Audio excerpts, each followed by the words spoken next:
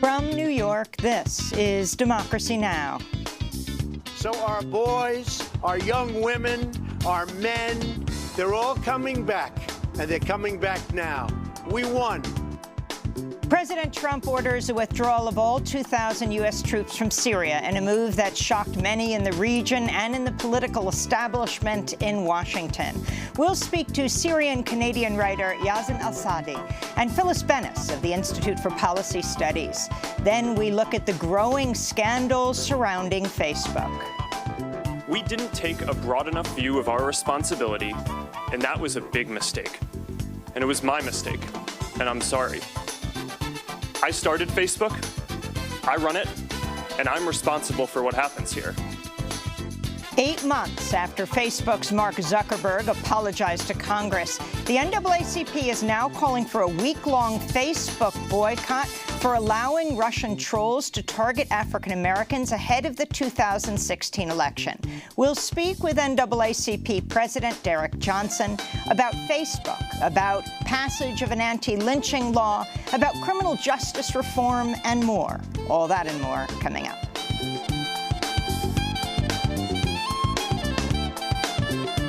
Welcome to Democracy Now!, democracynow.org, The War and Peace Report. I'm Amy Goodman. On Wednesday, President Trump ordered the withdrawal of all 2,000 U.S. troops in Syria in a move that surprised many in Washington and around the world. We've been fighting for a long time in Syria. I've been president for almost 2 years, and we've really stepped it up.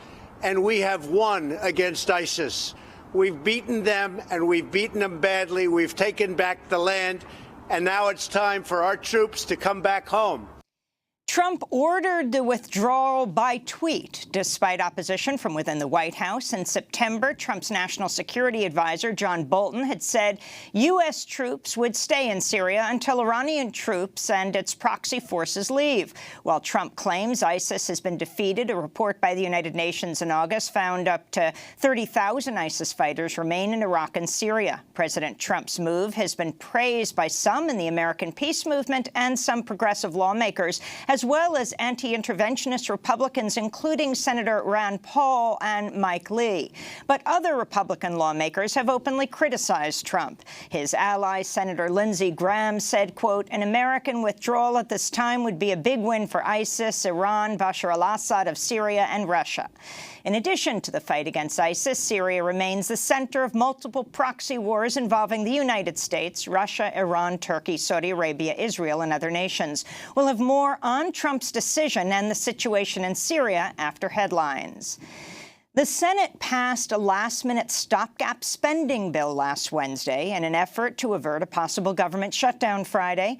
The measure would keep the government open until February and does not include funding for Trump's $5 billion border wall. Last week, Trump declared he would be proud to shut down the government over border wall funding during a contentious public meeting with Democratic leaders.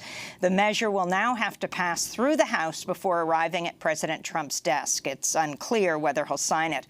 On Wednesday, Trump appeared to back off the border wall funding provision, tweeting, "Mexico's paying indirectly for the wall through the new USMCA, the replacement for NAFTA, far more money coming to the U.S. because of the tremendous dangers at the border, including large-scale criminal and drug inflow. The United States military will build the wall," he said.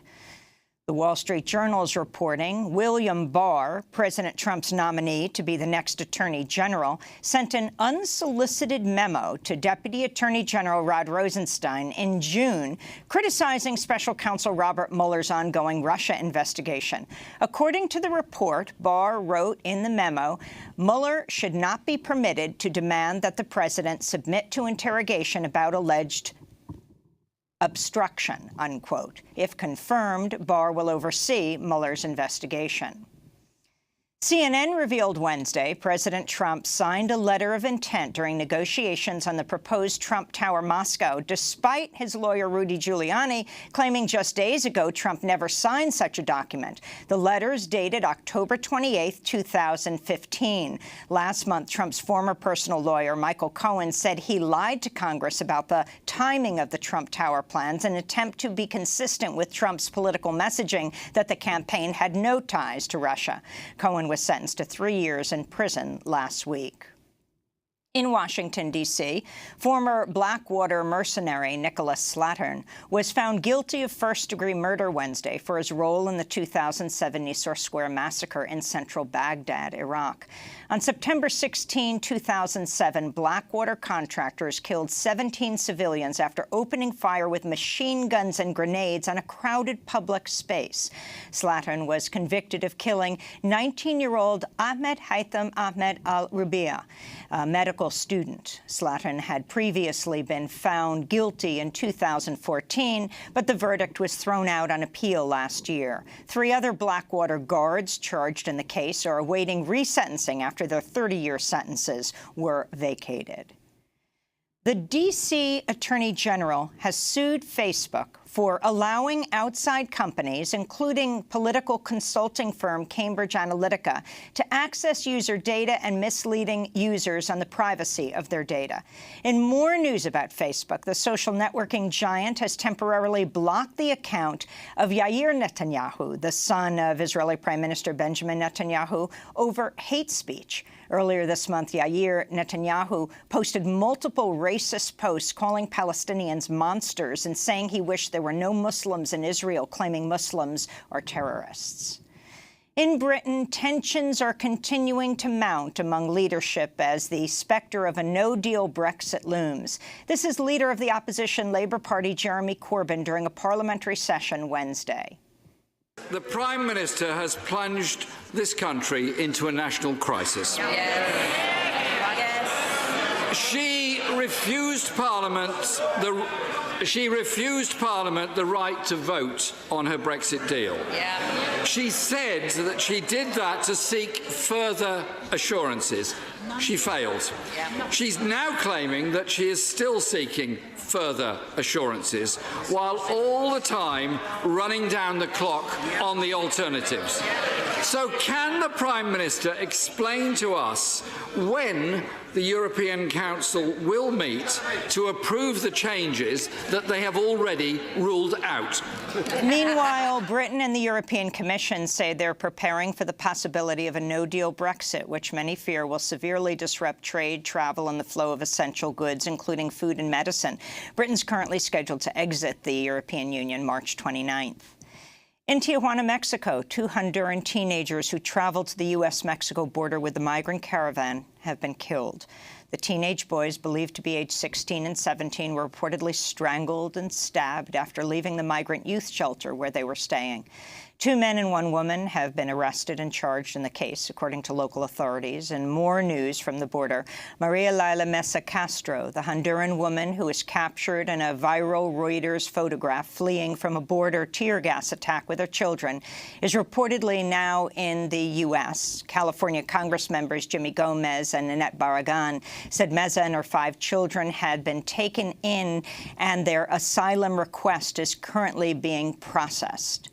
In California, a 5-month-old girl who traveled to the U.S.-Mexico border with the Central American migrant caravan has been hospitalized with pneumonia after she spent 5 days in freezing government cells known as hieleras, or ice boxes.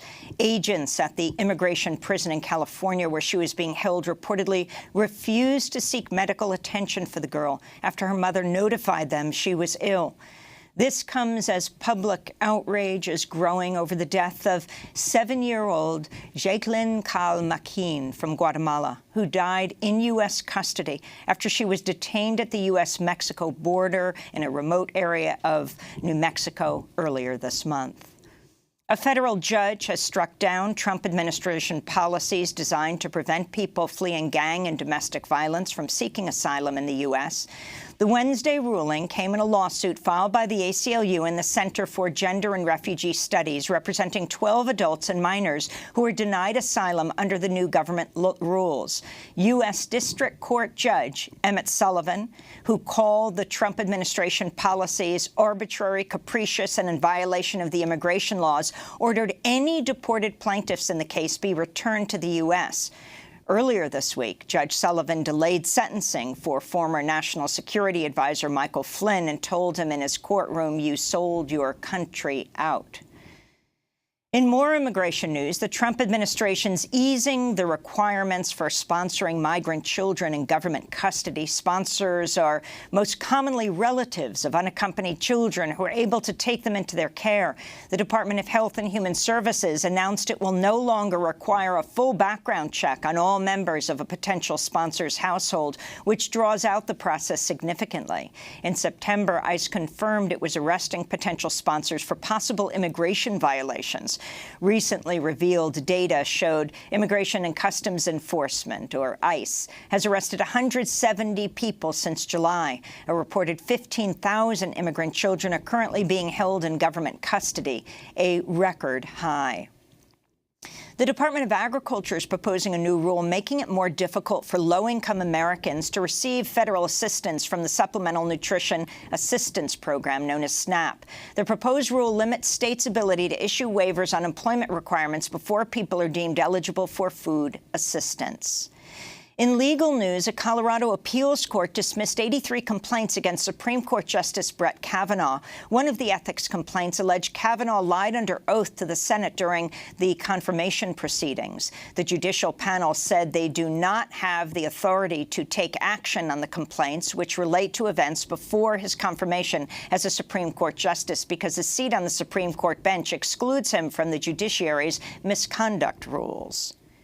The New York Times is reporting hackers accessed diplomatic European Union cables for years.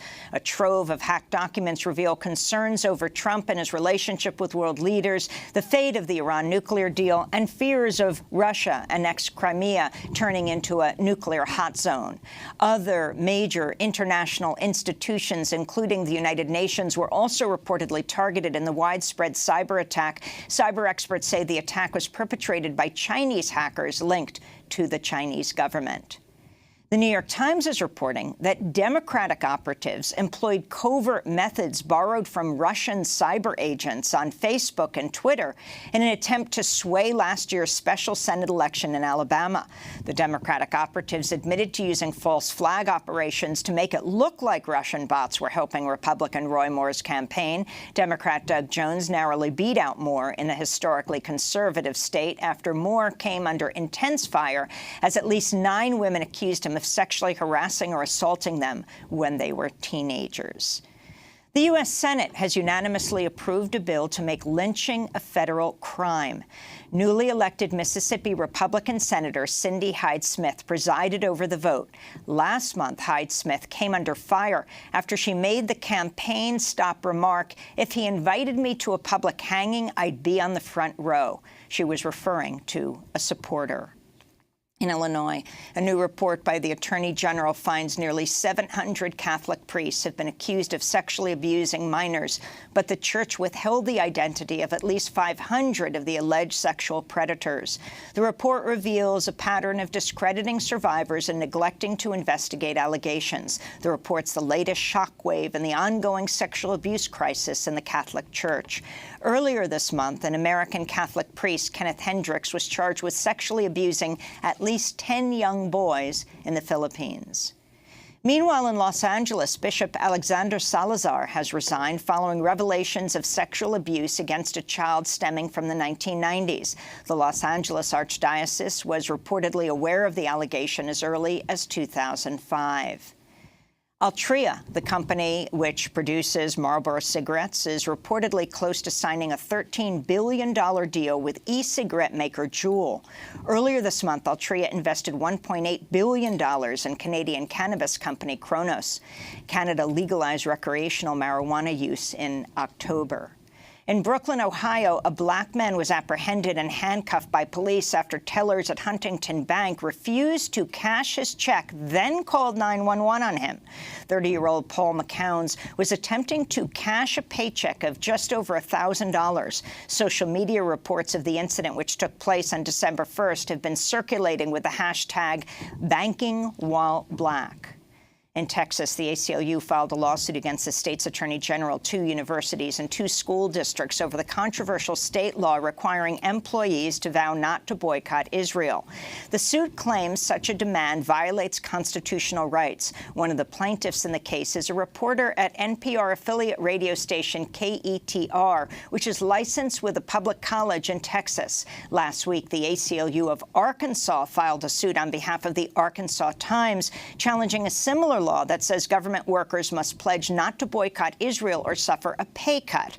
Austin-based Palestinian-American speech pathologist Bahia Amawi is also suing Texas for losing her job over her refusal to sign the pro-Israel oath. To see our interview with Amawi, go to DemocracyNow.org. In New York City, the activist who climbed the Statue of Liberty to protest President Trump's anti-immigrant policies has been found guilty on multiple counts, including trespassing and interfering with government agency functions. Therese Patricia Okumu and other activists staged a July 4th protest, dropping a banner reading "Abolish ICE" from the base of the statue, before Okumu attempted to scale the statue. Okumu, wearing a dress with the words "Seeking asylum is not a crime" written on it, addressed supporters outside the courthouse on Monday. Really happy with the outcome because we are still talking about the children in these concentration camps. Thank you for those who are at home in solidarity with us in spirit. And those are some of the headlines. This is Democracy Now!, DemocracyNow.org, The War and Peace Report. I'm Amy Goodman. And I'm Nermeen Sheikh. Welcome to our listeners and viewers around the country and around the world. We begin today's show looking at Syria. On Wednesday, President Trump ordered the withdrawal of all 2,000 U.S. troops in Syria in a move that surprised many in Washington and around the world. Trump tweeted, quote, "We have defeated ISIS in Syria, my only reason for being there during the Trump presidency." He later posted a video on Twitter explaining the move. We've been fighting for a long time in Syria. I've been president for almost 2 years, and we've really stepped it up. And we have won against ISIS. We've beaten them, and we've beaten them badly. We've taken back the land, and now it's time for our troops to come back home. President Trump ordered the withdrawal despite opposition from within the White House. In September, Trump's national security advisor, John Bolton, said U.S. troops would stay in Syria until Iranian troops and its proxy forces leave. While Trump claims ISIS has been defeated, a report by the United Nations in August found up to 30,000 ISIS fighters remain in Iraq and Syria. President Trump's move has been praised by some in the American peace movement and some progressive lawmakers, as well as anti-interventionist Republicans, including Senators Rand Paul and Mike Lee. But other Republican lawmakers have openly criticized Trump, like his ally, Senator Lindsey Graham, who said an American withdrawal at this time would be a big win for ISIS, Iran, Bashar al-Assad of Syria, and Russia, unquote. In addition to the fight against ISIS, Syria remains the center of multiple proxy wars involving the United States, Russia, Iran, Turkey, Saudi Arabia, Israel, and other nations. Trump's announcement to withdraw U.S. troops comes just days after Turkey threatened to launch an offensive against U.S.-backed Kurdish fighters in Syria who've been battling ISIS. Erdogan said he wants to clear Turkish fighters from east of the Euphrates. Trump's announcement also came one day after the State Department announced it had approved the sale of a $3.5 billion Patriot missile system to Turkey. One Kurdish commander told the Wall Street Journal he fears Trump's move will be a green light for Turkey to attack the Kurds. Meanwhile, the Kurdish-led Syrian Democratic Forces criticized the U.S. withdrawal, saying it could lead to ISIS rebuilding itself. Earlier today, Russian President Vladimir Putin said he agreed with Trump's decision. Is the presence of American forces in Syria necessary? I think not. Let us not forget that their presence, the presence of your American forces, is not legitimate. It is not acknowledged by a United Nations Security Council resolution. Military forces can only be there by decision of the UN Security Council or by the invitation of the legitimate government of Syria. We are there at the invitation of the Syrian government.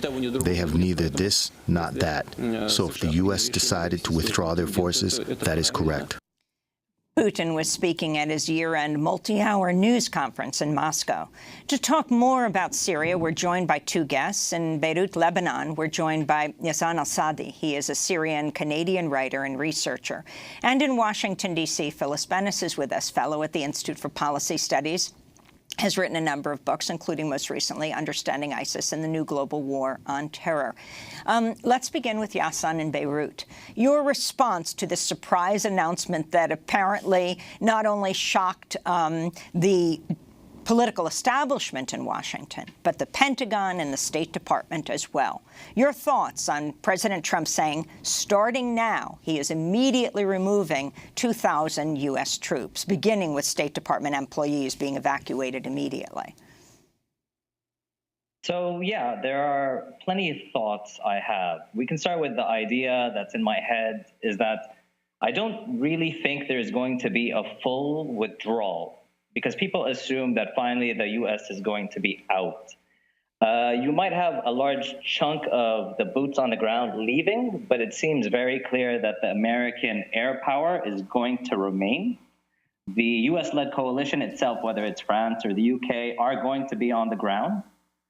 So the idea of this full American withdrawal, I think, is a bit simplistic. And the way I see it as well, and the analogy that comes to mind, which is based off history. If we look at the history of U.S. military interventions throughout the 20th century, when it happens, it's sort of like, what happens next is that it's sort of like an STD. You have herpes, where the Americans never leave. And this is true when you look at the cases of Japan or Cuba, Guantanamo Bay. So I don't think the Americans are fully withdrawing, and I think we have to be careful about that. And one key concern, obviously, is the destructive air power that has been decimating a lot of innocent civilians. Raqqa is a great example of that. And what this means on the ground, I mean, what we're going to see, obviously, is that the Turks are going to leap on this, in my opinion. They're definitely going to use that opening to push forward in Manbij, east of the Euphrates, and you're going to have an increase of violence there. The Assad regime itself, with its Russian and Iranian allies, are going to try and push forward as well against the PYD, or maybe the PYD will make a deal with them. But I think the situation isn't really going to be better. This doesn't mean that the U.S. Soldiers should remain. I'm fully against any presence of the U.S. soldiers, just like I'm fully against the presence of the Russian soldiers. And I like how Putin talks about a legitimate government determining the presence, but I don't think Assad is legitimate. And if we fall along that line, then, well, does this mean the Saudis should remain in Yemen? I don't think so. So there's a lot that's going to happen. We have to be really careful. And I think all this, what's driving it really isn't about a mission accomplishment or caring about what's happening in Syria. I think this could be related to the multiple scandals that are brewing, multiple pressures on Trump. It could be related to so many other things. But I don't think the U.S. is ever going to leave. It's like I said, it's an STD in many ways.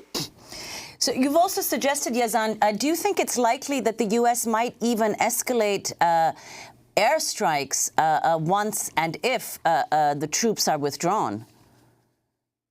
Yeah, I mean, the airstrikes, there were comments by senior officials in Syria, senior military officials, that talked about the continuation of airstrikes. And I think you might see an increase. Yeah, most definitely you'll see an increase because, well, the boots aren't on the ground, so they don't have to worry. And they just, do what they do, and they bombard the place like they did in Mosul and Raqqa, which is utterly devastating. I don't think the solution here really is more war, personally. And Yazan, what about how you think this might impact Russian and Assad airstrikes in areas that are not yet fully under government control? Because, of course, the concerns that have been expressed here are that basically by Trump making this announcement, he's giving a green light to Assad and to the Russians and to everyone who's been backing the regime. I mean, that could be very well true. Let's not forget that there is coordination between the U.S. and Russia and the Assad regime. This idea that there is a U.S. conspiracy to overthrow and regime change in Syria, I don't think that's true. But, I mean, what you might see is maybe the PYD being forced to make a deal with Assad and the Russians in order to protect them from the Turks. Explain who the PYD are. The PYD is the Democratic Union Party. It's a Kurdish-led party. There are many different Kurdish parties in Syria. Obviously, this is one of them. It's the strongest force on the ground. The PYD is the political arm of the SDF, which you mentioned earlier, the Syrian Democratic Forces, that are in the north and northeastern part of Syria all the way down to Deir ez-Zor, because they took the fight to ISIS. So I feel like this is also a lesson that the PYD should have realized, because any partnership with the U.S. is always, it burns you. And this is something that we've seen in history time and time again. A lot of U.S. allies throughout the 20th century and beyond tend to get burnt because the U.S. tends to care about itself and sells you out. But this is something that most superpowers do anyways. So the PYD is learning a harsh lesson, really. You mention the Kurds, and many are talking about conversations the president has had with Tayyip Erdogan, the president of Turkey. Who knows what went on behind the scenes around the murder of Khashoggi, with Erdogan putting out the video of his murder by a Saudi hit team in Istanbul. But what are Erdogan's concerns about the U.S. working with the Kurds in Syria, and what are Turkey's plans now? Well, the Erdogan's concerns, obviously, for the Turks, we need to understand a bit of history, because there's a really long, dark history in terms of dealing with Kurdish rights and Kurdish representation. So the PYD, as a force, of a Kurdish force that is militarily strong and growing due to the vacuum that happened over the years, this was a major security concern for the Turks. So the Turks started backing various Syrian rebel groups against the PYD. So these discussions are happening. And what I find interesting is that today, the Iranian president is in Turkey, and they just had a press conference. So it seems like there might be more coordination, because the Iranians themselves aren't really interested in Kurdish autonomy, because that might affect the Kurdish community there. Neither does Iraq want that, and neither does the Syrian government in many ways. So I think there is going to be a support of the Turks going into a degree, and there might be coordination in order to ensure that there isn't going to be a spillover battle between the Turks and the Russians and everyone else. And I think the biggest victim will be the PYD for many reasons. And what is, Yazan, if you could say, I mean, as you mentioned, Rouhani, Iranian President Rouhani is in Turkey today. What is the extent of Iranian involvement in Syria now? I mean, the Iranian involvement is been a long time. I mean, the relationship was built during the 1980s. The Syrian regime was the only, I think, one of the few Arab governments, or the only one, that really supported Iran during the Iran-Iraq war. And this relationship has developed a long time.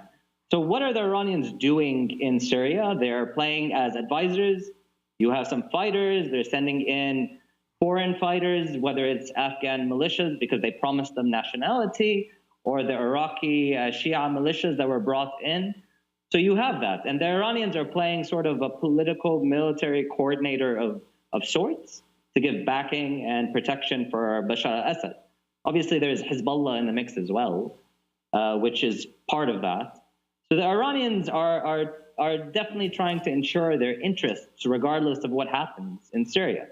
And ultimately, and I think this is a very key point, with all these like power games played by all these countries and leaders, revolting men, they are all, the biggest losers obviously are communities in Syria, whether they are Kurdish, Arab, Armenian, or whatever, because the struggle for self-determination and actual freedom is really taking a pounding here.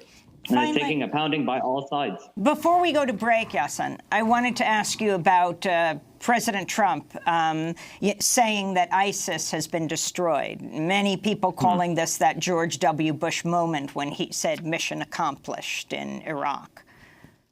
Yeah, I mean, it's like, it's a very Trumpian moment. I mean, he said it on Twitter. Wonderful, great. I don't think, regardless, if the U.S. remains or leaves, what is the problem in battling ISIS is the same problem we've been seeing since the start of the global war on terror 17 years ago.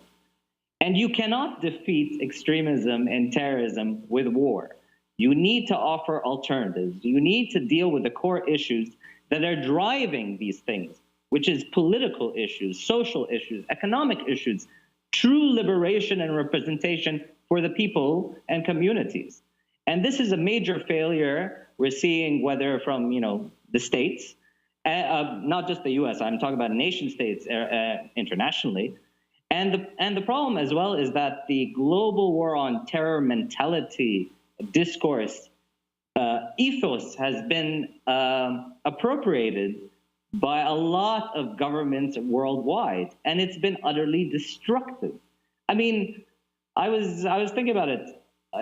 There's like a tragic reminiscence of like Al-Qaeda. It seems like Al-Qaeda was a cup of tea compared to what we're seeing today. And I do think we're going to see worse things tomorrow because the key issues aren't being dealt with. And these powers that be are really not interested in dealing with them because this means a complete change of the status quo. This means changing core issues, whether it's discrimination, injustice, all these things. So they're not interested, and actually they benefit by having this continual enemy. They always benefit, and we get screwed as people. Yassan al-Sadi is a Syrian-Canadian writer and researcher speaking to us from Beirut, Lebanon. When we come back, we'll also be joined by Phyllis Bennis of the Institute for Policy Studies. This is Democracy Now! Back in a minute. Sometimes I feel like a motherless child. Sometimes I feel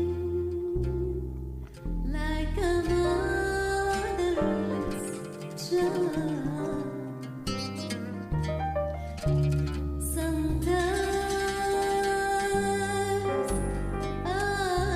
feel like a motherless child, a long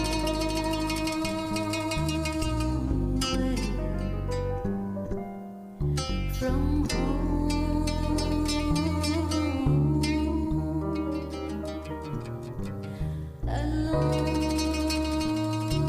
Motherless Child by the Syrian musician Ghaida. This is Democracy Now! I'm Amy Goodman with Nermeen Sheikh.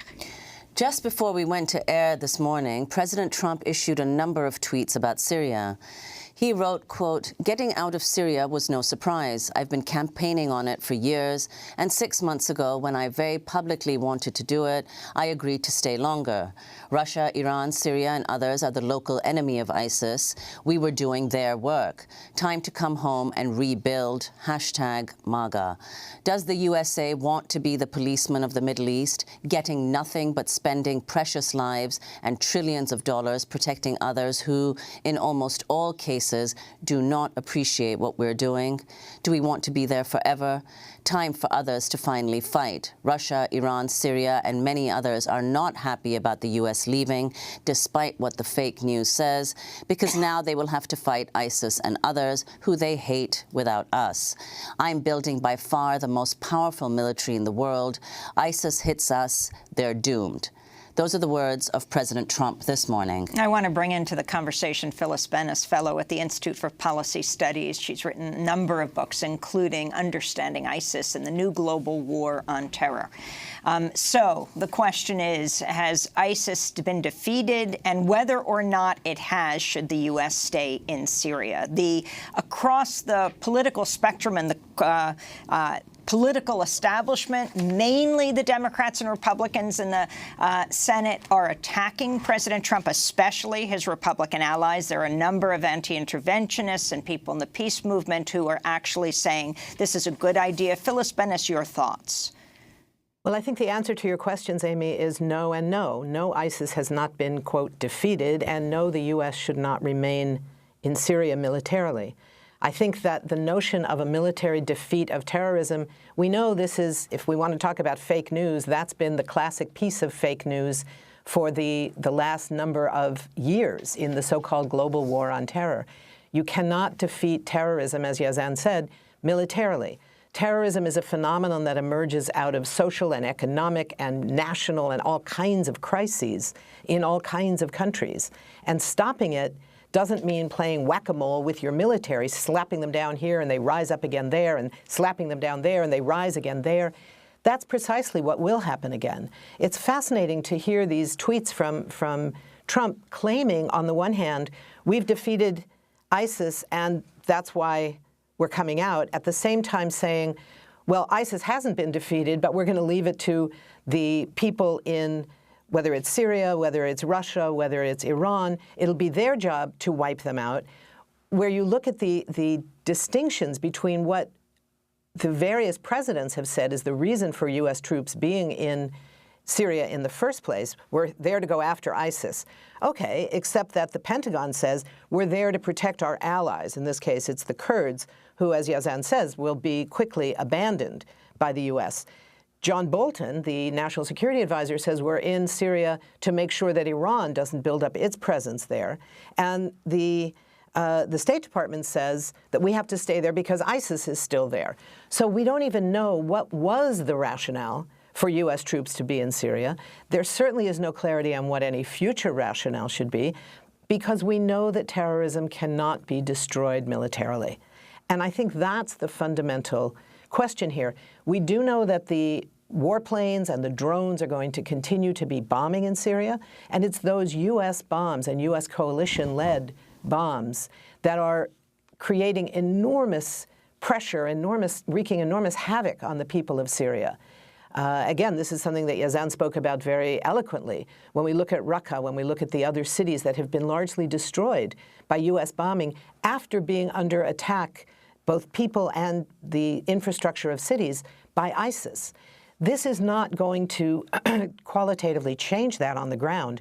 The presence of 2,000 U.S. troops, most of them special forces, that's not enough to change a military balance of forces when you're talking about thousands of fighters from all these different countries on all these different sides fighting each other to the last Syrian. The Syrians are doing the dying. It's the militaries of the U.S. and Britain and Russia and Iran and the Saudis and Qataris and Turkey, all these countries in the region, the global powers, have been fighting each other in combination in Syria since 2011. And I think in that context, the withdrawal of any one of those major military forces is important as an advantage for the people of Syria, who will have one less force bombing them. Is it going to change the political dynamics on the ground? No. We don't know whether the Kurdish forces, the YPD, is going to now turn towards renewing their old alliance with the Assad regime. That's probably the most likely possibility. This is, of course, not the first time that Kurdish forces have been first embraced and then abandoned by the United States. That's been a legacy of Kurdish history for almost a century now. So in that context, it's not going to change the situation on the ground for the population of Syria. It will temporarily shift things around for who the Kurdish forces will be relying on, whether or not the Turkish forces go into Syria and go after the Kurds that they have identified as their Kurdish enemies because of their ties to Kurdish forces inside Turkey. We don't know whether the Turks will do that. We don't know if that's part of the negotiations that are now underway between Turkey and Iran on the one hand, perhaps between Turkey and the United States on another hand, where we see a rapprochement on both sides. So Turkey may stand to gain, but there also may be a diminished level of fighting if there is less tension emerging between Turkey and the various other forces. So the complexity, where you have, at least in my book on ISIS, I identified 11 separate wars that were being waged in Syria, none of them in the interest of Syrians, but all of them causing enormous death and destruction to the people and cities of Syria. If some of those wars will be diminished by this withdrawal, that can only be a good thing. Well, Phyllis, I want to ask about the what a U.S. involvement is likely to be in the future, even if this withdrawal does take place. I mean, Trump's announcement was a radical departure from comments that his own administration senior officials had been making, including National Security Advisor John Bolton, but also Trump's special envoy for the Global Coalition to Defeat the Islamic State, Brett McGurk, just last week in a press conference said that U.S. troops were going to be in Syria for the foreseeable future. Right. And James Jeffries, the political envoy... We're going to go to that clip of McGurk. The military mission is the enduring defeat of ISIS. We have obviously learned a lot of lessons in the past, and we know that once the physical space is defeated, we can't just pick up and leave. So we're prepared to make sure that we do all we can to ensure this is enduring. Areas that we have cleared of ISIS, they have not returned or actually seized physical space. There's clandestine cells. Nobody is saying that they are going to disappear. Nobody is that naive. So we want to stay on the ground to make sure that stability can be maintained in these areas. I think it's fair to say Americans will remain on the ground after the physical defeat of the caliphate until we have the pieces in place to ensure that that defeat is enduring. So, Phyllis Bennis, that's Brett McGurk's speaking just last week. Now, do you think, first of all, that U.S. military strikes, as Yazan said earlier, that those strikes are not only likely to continue, but might even intensify? So in a certain sense, there will be continuity in U.S. policy there, and that this was just a symbolic gesture on Trump's part? I think that's largely true. I think that the politics of it, as we get into the Christmas holiday period, when Trump has been under fire for saying that he's leaving the White House for 2.5 weeks to go play golf, and others have said, why aren't you going around the world to visit U.S. troops that are in harm's way? He's not doing that. This may be his effort to undermine those attackers. But I think what is clear is that U.S. military engagement is not fully ending here. The bombing is going to continue. It may well escalate. We should be clear that the involvement of the United States militarily in Syria was never aimed at protecting Syrians. If it were the goal of those troops to protect Syrian lives would have been protected also by allowing them to come to the United States as refugees. And we know how well that worked. With the Muslim ban, Syrians were among the hardest hit of refugees around the world, desperate to escape certain death in their towns and cities, partly caused by United States and its U.S.-backed forces, partly caused by other forces. And the refusal of the United States to allow Syrians to enter as refugees is one more example, if we needed any, about the fact that the U.S. engagement militarily has never been about protecting Syrians. So if there is an escalation in the air war in Syria, the U.S. air war in Syria, it will be without any regard to the impact that will have on Syrian lives. And then just the chaos now in Washington. You have Republican Senator Bob Corker saying he was stunned by Trump's, quote, precipitous decision to withdraw U.S. troops from Syria. He's the chair, of course, of the Senate Foreign Relations Committee. This is what he said. We are about 6 or 8 weeks away in Syria from really getting to the next threshold there. And we've got allies around the world that have been with us all this time, have been fighting with us. There's probably 50 or 60 countries that have been involved in some form or fashion. To my knowledge, we didn't even communicate with them that this morning we were going to make this announcement. It's caught everybody off guard. I know that I doubt there's anybody in the Republican caucus in the Senate that just isn't stunned by this precipitous decision that just like you woke up in the morning and made it. So Republican Senator Bob Corker went to the White House to meet with Trump. That was canceled. Reporters being sent to the Pentagon and the State Department, which canceled its briefing by the White House. And then both of those places were just saying, no, you have to ask the White House, because apparently both of them were surprised by this. If Trump is doing this because of the something like 17 investigations of him and he's feeling very under siege, do you see as these investigations encircle him and as he feels more targeted, will he be pulling troops out from many other places in the world? I think that that's unlikely, given that he sees what the result is politically to his move here. He's not getting embraced by those. He is getting a certain distraction, and that was undoubtedly at least part of his thinking in pulling this off. It's got to be a question whether this is even going to happen. I don't think even this commander-in-chief has ever issued an order to the military by tweet. Now, whether there was another order given, we don't even know that. The Pentagon has simply said, as of now, we are continuing to cooperate with our colleagues in the coalition. Now, we know about how the U.S. deals with their so-called coalitions. We want to thank Phyllis Bennis for joining us and end with the comments of Ro Khanna. Ro Khanna is the Silicon Valley Congress member who tweeted yesterday, the withdrawal of troops from Syria is a good first step toward ending our foreign policy of interventionism, but we also need to end U.S. support for Saudi Arabia and Yemen, withdraw our troops from Afghanistan, repeal the 2001 authorization for use of military force, he tweeted.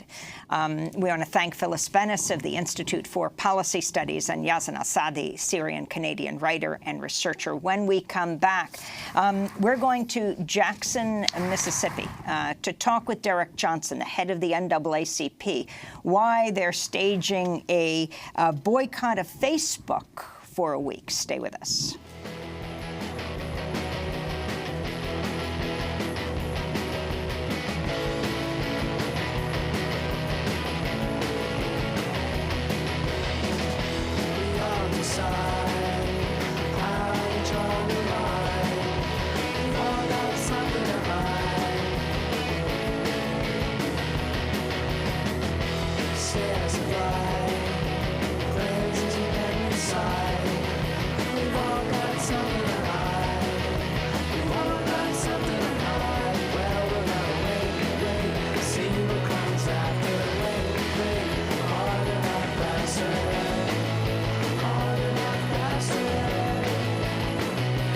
Nothing to Hide by Yo La Tengo here on Democracy Now! I'm Amy Goodman with Nermeen Sheikh. We turn now to new revelations that Russian trolls targeted African Americans on social media in an effort to influence the vote ahead of the 2016 election. A pair of bipartisan reports published by the Senate Intelligence Committee Monday claim the Russian government focused on African Americans in its efforts to suppress the turnout of voters likely to cast ballots for Hillary Clinton, spreading fake news and sowing discord in the run-up to the election. The disinformation effort was conducted by the Russian state-supported Internet Research Agency, or IRA. The IRA cultivated black audiences and recruited African Americans as assets on Facebook and Instagram. In response, the NAACP has launched a one-week digital boycott of Facebook, demanding the social media giant be held responsible for allowing the disinformation campaign. The civil rights group says Facebook has a history of data breaches that unfairly target users of color. The NAACP has also returned a recent donation it received from Facebook in protest. The boycott comes as the New York Times reports Facebook gave intrusive access to users' personal data to dozens of other Silicon Valley companies, exempting them from Facebook's privacy rules, even as it misled its users into thinking their data was protected. The Times investigation found companies like Microsoft, Spotify, Netflix, Amazon were given access to far more Facebook users' data than even Cambridge Analytica, the British PR firm that collected the data of 87 million Americans in a bid to sway the 2016 presidential election for Donald Trump. The data sharing appeared to violate terms of a 2011 consent agreement with the Federal Trade Commission on user privacy. For more, we're joined by the president and CEO of the NAACP, Derek Johnson. Welcome to Democracy Now! It's great to have you with us. Talk about the digital boycott you've launched. Well, good morning, and thank you for having me on your show. The NAACP, after reviewing several incidents over the past year, we became concerned with Facebook's lack of responsiveness. We've seen a pattern of deny and delay. They've hired an outside PR firm to do opposition research on African-American groups and individuals. They have a corporate culture which allows them to target African-Americans in an effort to subvert democracy and suppress the vote. We have long had concerns with the lack of corporate diversity in their C-suite and on the board. And all of these things have come together for us to say we must take action so they can really own up to their responsibility and remedy some of the harm and damages they've committed against the African-American community. Well, Derek Johnson, could you say what you think, what have been the effects of Facebook allowing this kind of thing to happen? I mean, what kind of influence did they actually have? Well, you know, you think about African-American usage of Facebook, we over-index with that tool. And if they have allowed the data, personal data of individuals to be utilized by a foreign nation in an attempt to subvert democracy, but most importantly, the festering racial intolerance and hate that we've seen over the last 2 years, if their platform was a part of creating this environment, they must make the necessary modifications and begin to remedy those problems. In addition to that, there are pending lawsuits against Facebook because they've also allowed their tool to be used to discriminate in terms of housing purchases and other consumerism opportunities for African Americans are being excluded as a result of their platform. There's a lot wrong with Facebook today. Facebook just announced an update in the progress of its civil rights audit and said that the NAACP is one of the organizations it consulted. Can you talk about this and also your call, the NAACP's call for Mark Zuckerberg and Sheryl Sandberg to step down from the board of Facebook? Well, you know, we've asked our members, and as an organization, we've also logged off Facebook as a sign of protest. We did that because we began to realize that Facebook really has not taken any immediate steps and see the concern of the African-American community and Americans in general. Anytime you allow such data breaches or you're providing openly private information to other companies without permission of users, that's a problem. And so we've asked our supporters, our members, and our partner organizations to log off as a show of solidarity and protest. Can you talk about what you understand happened, how the Black community was targeted?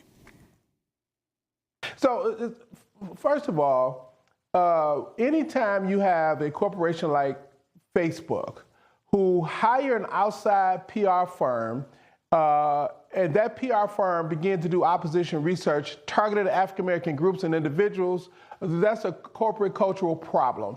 Secondly, we over-index, and anytime they did not prevent a foreign nation to use the platform, targeting individuals using issues of racial hate or division, specifically around African Americans' long-standing issues in this country, that's a problem.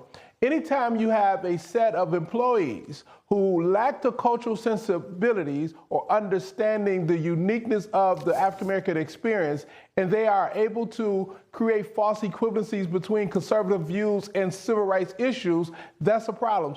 All of these things together create a real dynamic for Facebook that they must confront, or NAACP and other groups like us will begin to push even further to say this platform is not healthy for African Americans, this platform is not healthy for our democracy. Well, I want to go to Facebook CEO Mark Zuckerberg speaking during a press call last month, during which he dismissed claims that Facebook ignored Russia's election meddling or undermined investigations.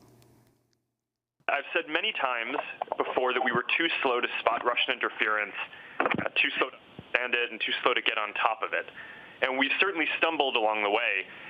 But to suggest that we weren't interested in knowing the truth, or that we wanted to hide what we knew, or that we tried to prevent investigations is simply untrue. So, Derek Johnson, that's Mark Zuckerberg. Do you agree that it was what Facebook is guilty of is a crime of omission, not of commission? In other words, that they did nothing to prevent, that they were slow to spot what was happening, but they did not in any way obstruct an investigation once they knew? Well, for us, we're not going to get into what they did or did not do. We are going to get into the impact of their actions or lack thereof. The outcome is what I'm more concerned about. And the outcome is one in which they've allowed their tool to be used to discriminate against African-American communities in terms of home purchases. They've allowed their tool to be used by a foreign nation to subvert democracy and seek to suppress African-American votes. They've allowed their tool to fester racial hatred. They've allowed their cultural climate to hire an outside firm to investigate African-American groups and individuals as if we were a candidate to be opposed to. They've allowed their platform to subvert democracy in ways in which is not acceptable. So how they got there, why they got there, what steps they've taken and stumbled along the way becomes irrelevant. It's the outcome, the impact that we're most concerned about. And we have not seen a sense of urgency or priority by Facebook to remedy the harms they've created. Before we go, I wanted to ask you about the latest news out of the Senate. The Senate unanimously approving a bill to make lynching a federal crime, sponsored by the Senate's 3 African-American members, Democrats Kamala Harris, Cory Booker, and Republican Tim Scott. Since 1918, over 200 anti-lynching bills had been introduced in Congress. All of them were voted down. The significance of this. But it is huge. At ACP, we are 109 years old. We was created as an anti-lynching organization. And now we're finally seeing the outcome of a long journey of creating a federal policy to make anti-lynching crime something of significance. I commend Senator Kamala Harris out of California, reached out to her yesterday. I thanked her. I commend Senator Cory Booker, spoke with him yesterday also. I appreciate the hard work that he put into it. I commend Tim Scott for standing up against what most people would have thought his party's interest, but understand that our racial identity trump any party identification. And I commend Tim Scott. The 3 of them taking leadership on this foundational issue for African Americans is a significant moment in history, and we should all celebrate their courage, their vision, and their strength to make it happen. And finally, the Senate also approving the bipartisan bill that would roll back sentences for federal prisoners, about 1/10 of the prison population of this country, rolling back mandatory life terms for third-time offenders, as well as mandatory sentences for nonviolent drug users and those convicted of firearms crimes. It's an astounding array across the political spectrum, the number of Republicans who joined Democrats in voting for this. Your thoughts? I think it is a great step in the right directions. All of the Senate members who stepped up to recognize that what a waste of our tax dollars and our human capital and resources when we throw people away for small mistakes. Many of us are sitting in positions of significance only because we didn't fall into a particular trap or we didn't get caught in that particular trap.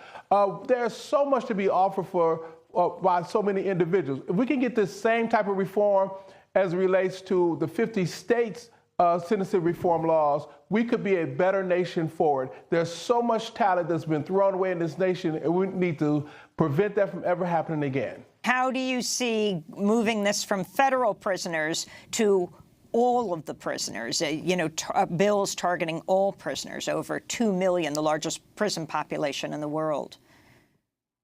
I think this is a step in the right direction. The federal policy landscape sets an example for state policymakers to consider their decisions, to get away from the profitizing of individuals being incarcerated, and understand that we need to address some of the social ills to prevent individuals from having to fall into certain traps.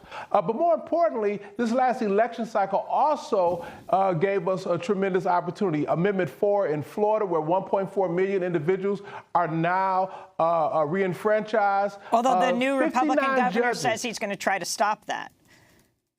Well, the civil rights song is freedom is a constant struggle. So we got to continue to push. But what a tremendous message the voters in Florida sent by passing that amendment. And Derek Johnson, we're going to have to leave it there. But I thank you so much for being with us, President and CEO of the NAACP. That does it for our show. I'm Amy Goodman with Nermeen Sheikh. Thanks so much for joining us.